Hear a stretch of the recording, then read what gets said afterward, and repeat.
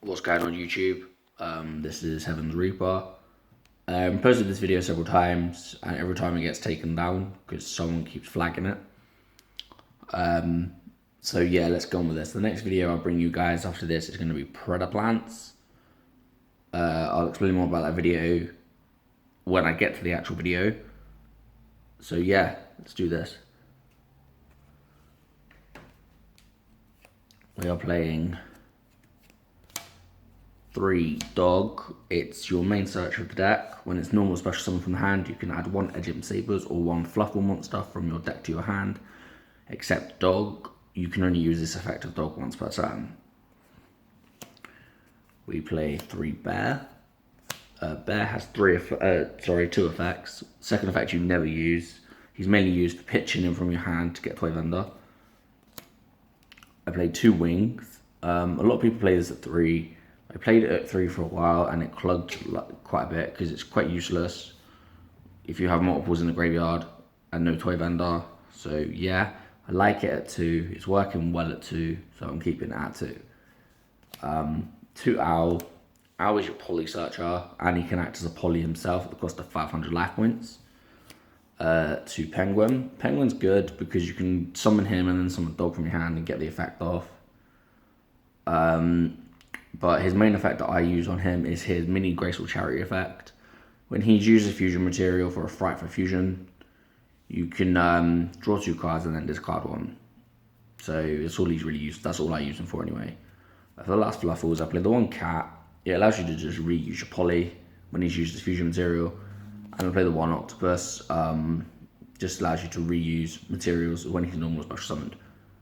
That's it for the fluffal lineup. For the Edgems, I'm playing 3 chain. Chain searches out Frightful Fusion when he's sent from the hand or filtered to the graveyard. Not much to say really. He's just a great card because he can search your deck. 2 sabers. Sabers can bring yourself back from the graveyard by placing 1 card from your hand on top of your deck. You can only use that effect once per turn. All of these have a once per turn clause. By the way, yeah, Sabers is needed for Wolf and Tiger. However, you can substitute for Tiger, but you can't substitute for Wolf. I'll explain what I mean in a minute. 2 King of the Swamp. If you're using to bring out Tiger, then you can use King of the Swamp to substitute for the Sabers, but you can't substitute it for Wolf because of the way Wolf is worded. And you can also search a poly. So you can discard it to grab a poly, and then you can also use his substitution effect from the graveyard. So, and personal tech that I play, Mathematician, you can use it to dump King of Swamp if you need to. Sabers, Wings, it's a great card. I think even if I ever went back to say 2, maybe even 3, I would still just play the 1. Yeah, that's it for the monster lineup. For the spells, I play one of the main spells in this deck, and that's Toy Vendor. This is just one of your key cards. You discard a card, draw a card, and show it. If it's fluffal, you can summon a monster in your hand. Doesn't necessarily have to be what you've just drawn. If it's not, you send it to the graveyard. If Toy Vendor is sent to the graveyard, no matter how it is, no matter how like field, deck, hand, whatever, you get to add an Edgem Sabers or a fluffal monster from your deck to your hand. So I played 3 poly. It's a fusion deck. I don't like the artwork that we got in Fusion Enforcers, so I spent a little bit extra to get the one from the Legacy Collections, Yugioh World. I've got 1 from Yugioh's World and 1 from Joey's World. I think this is the better artwork, but people's opinions vary on that, so that's my opinion. 3 Frightful Fusion. If you're familiar with Heroes and Miracle Fusion, this is what this is for fluffals. 2 Instant Fusion. I'm not playing 3 anymore. I'm not playing the Instant Fusion Norden Bahamut Shark thing. I'm not doing that. I'm trying to keep this deck strictly Fusion, like Frightful based. 2 MST. Just gets rid of back row. 1 Fusion Recovery. Just grabs your poly and a fusion material from your graveyard and then add it back to your hand. Foolish Burial. It's basically like Mathematician, just in spell form. You just send whatever you need to the graveyard, then your deck. Book of Moon gets over stuff like First of Dragons, because you can Book of Moon it face down, and then you can blow it up, because it won't be immune to your card effects, so great card.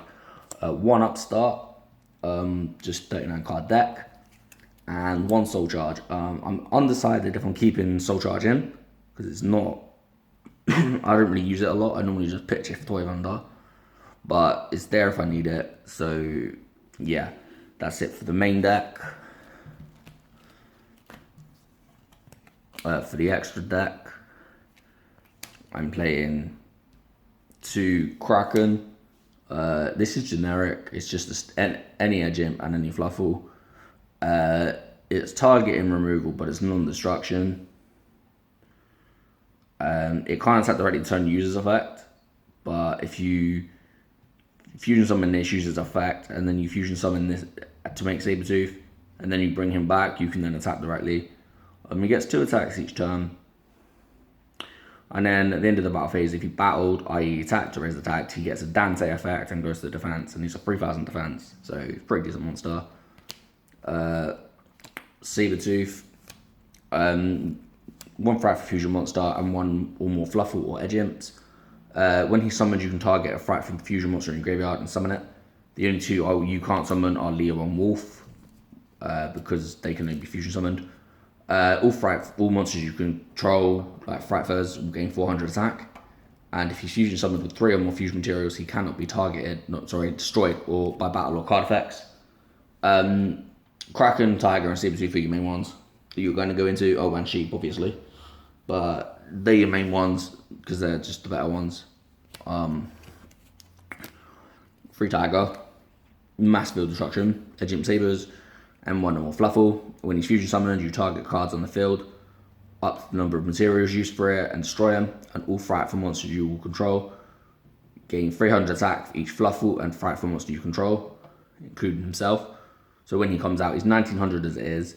When he comes out, his attack power is 2200 anyway, because of his effect. That's if he's the only one on your field. You can only control 1 of him, which kind of sucks, but obviously, if you couldn't, and you could control 3 of these things, then I could see it getting put to 1. But because they put the restriction, it's pretty good. I play 3 Sheep. Sheep is an instant fusion target, really. Edge Imp Chain and a Fluffal. If he battles, your opponent's cards and effects can't be activated until the end of the damage step. If he's destroyed by battle, or sent to its graveyard, or destroyed by your opponent's card effect, you can then summon him and he gains 800 attack. You can use that effect once per time. You can crash him. You can smash him into something bigger than him. Then you get his revival effect. But yeah, if you destroy him with your own card effect, you don't get the revival. So I play Leo. You can make it with King of the Swamp. So it is really, it's just a great card in my opinion. And I play the 1 Wolf. Your main OTK card. That's pretty much all. Wolf, basically, each battle phase, he can attack up to the number of materials used for him. You can't summon these guys from the graveyard, so if they go to the graveyard, you're kind of fucked. Unless you've got a way to put them back in your extra deck, because of the way they're worded. And Leo, is targeting destruction, but it does burn damage, so it just helps you push the damage. Yeah, their Wolf alone is 2000 attack. It's not difficult to beat over, but normally I tend to summon Wolf when I've got at least 1 Tiger or 1 Sabertooth out to give him that little bit of power. But yeah, that's it for the deck profile, guys. As I said, next one is going to be Predator Plants, more than likely. It won't include Starving Venom because I don't have one, but I will mention that it will go in there, and I will profile the deck as if it had that. But unfortunately, it doesn't have it, so I may end up proxying that. I don't know yet. I'll work something out. So, but if anyone's got any Starving Venoms for trade, then let me know, or for sale. So yeah, thanks for watching, guys. Enjoy.